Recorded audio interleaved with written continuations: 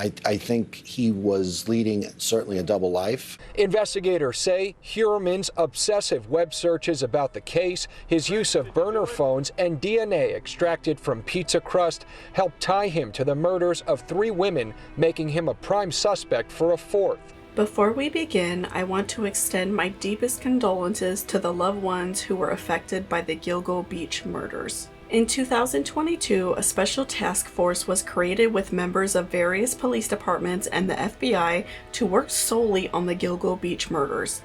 It has been over 10 years since the bodies were originally discovered, and the Long Island police have been working diligently on tracking down the killer, who was believed to live in Massapequa in Long Island, New York. There has been several suspects throughout the years, including a doctor and even police officers, who by all accounts come off as suspicious and could very well be a part of other murders that took place in the area. One suspect has stuck out to investigators, and his name is Rex Heuermann. Rex is a 59-year-old man from Massapequa, and he is a successful man. He founded his own architecture firm, RH Consultants and Associates, in 1994. So? I have one tool that's pretty much used in almost every job, and it's actually a cabinet maker's hammer. Okay, cabinet maker hammer. Okay. It is persuasive enough when I need to persuade something. Not someone. Something.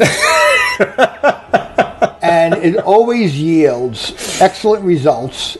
Rex has been arrested and charged with the Gilgo Beach murders after 10 years of the bodies being discovered. How did this case go cold for so long? And why does it appear that not only the police, but the other residents of the Oak Beach neighborhood where Rex resided seem to be hiding something from the families and friends who want justice for their loved ones whose lives were viciously taken from them? And to truly piece a case together, we have to go back to the beginning, to 2011. On December 13, 2011, Long Island police located the remains of a woman named Shannon Gilbert in the marsh of Gilgo Beach. Shannon was a 24-year-old sex worker who had been dropped off by her driver Michael Pack in the community of Oak Beach in Long Island, New York on May 1st, 2010.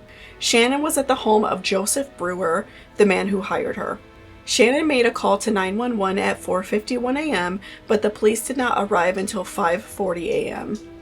According to the Suffolk Police Department, Shannon wouldn't tell the dispatcher where she was, so the call was transferred to the New York State Police. Former Suffolk County Chief of Detectives Dominic Verone said his department knew nothing of Shannon's call supposedly for a month. The 911 call was connected with the missing persons report Mary, Shannon's mother, filed in New Jersey. Shannon ran door to door after she made the 911 call and begged for help.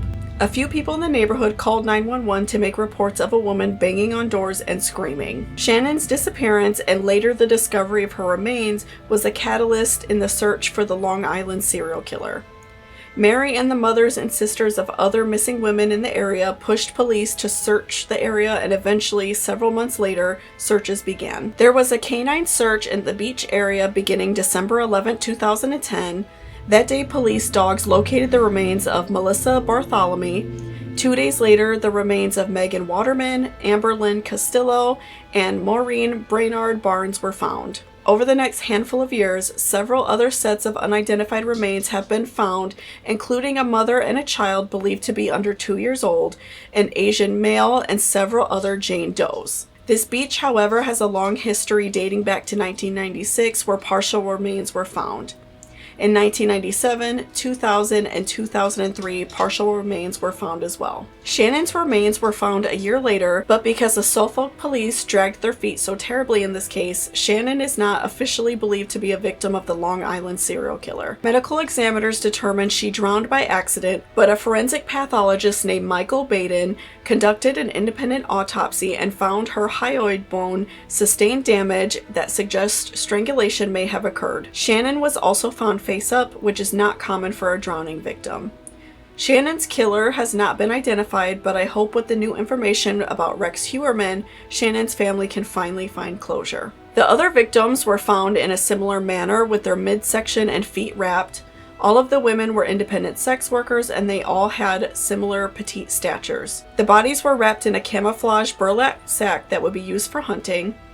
The remains were in varying states of decomposition, but some DNA samples were found on the body at the time. The hairs that were found on the bodies were not able to be DNA tested at the time due to the decomposition of the bodies and the state that the hair was in, but luckily DNA testing and forensic science has caught up since then. Because these women were all independent sex workers, they did not go through any type of agency or pimp.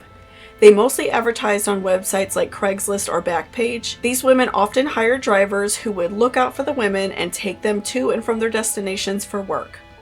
It is believed that the killer targeted these women because they were independent and no one would be looking out for them if they went missing, which is often the case. Luckily, the victims had family and friends who advocated for them because it is believed by outsiders looking into this case that the police dragged their feet so badly because of the people who live in the area. The neighborhood along Gilgo Beach is home to doctors, lawyers, and many other wealthy families like the Heuermanns. In fact, Rex grew up in the area and purchased his childhood home from his mother in 1994 for $170,000. Sources that knew Rex when he was a young man claimed that he had an odd incestuous relationship with his mother, Elizabeth Ryan, who is now 93 years old. His father, Theodore, died in 1975, so it was just Elizabeth and Rex. It is very common for serial killers to have inappropriate relationships with their mother, and criminologist Scott Bond accurately profiled the Long Island serial killer in 2011, stating that they were a psychopath and that his mother would be controlling and domineering. Rex married Aja Elrup in 1996. The couple had a daughter and Aja's son from a previous relationship, still living in his mother's home. It is believed at this time that Rex does have quite a bit of evidence in his mother's old home. It is believed that Rex may have been a frequent client of the victims or offered them a large sum of money to have them all dropped off at or near his home. Aja and her children would be out of town when the murders took place, and it has been determined by former drivers and bodyguards of the victims that the routines were different the night they went missing. The hairs found on the victims were analyzed using mitochondrial DNA testing, and it was determined to match Aja and Rex's DNA 96%. The DNA was tested by police taking 11 bottles from the outside of Rex's home, and they obtained Aja's DNA that way. To test Rex's DNA, however, the police ended up taking a discarded pizza crust from the garbage close by Rex's office in Manhattan. In addition to the DNA evidence, investigators have begun taking truckloads of evidence from the home. The victims were found without any of their belongings or clothes, so I am hoping some of these items can be found in Rex's childhood home. It is common for serial killers to keep mementos from their victims. Rex's burner phones and emails have also been searched extensively, and Rex has searched for information about the murders and the family members of the victims. Vulgar phone calls have been made from the burner phones to harass the grieving families. The calls were made from Massapequa and Midtown Manhattan, where Rex worked. Rex also used these phones to get into contact with sex workers and watch disturbing adult films that frequently featured young women being attacked. Rex is a large man, well over 6 feet and 250 pounds. He could easily take down a small woman, and it is unfortunate that it took so long for him to be arrested. He is apparently a gun collector as well, and there have been over 200 guns allegedly that were removed from his home. He was arrested in July 2023, and at this time he has pled not guilty for the 3 murders he has been charged for. The murders of Megan Waterman, Melissa Bartholomew, and Amber Costello. Investigators are still searching into other possible suspects as well as other remains found.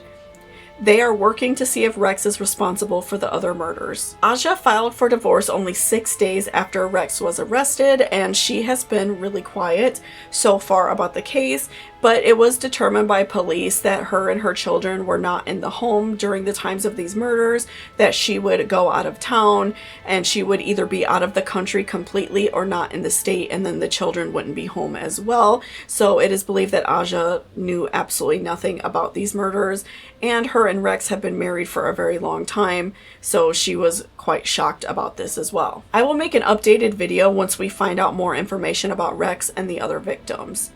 And again, I wanted to extend my condolences to the loved ones of the victims. I hope you all found this video helpful and informative.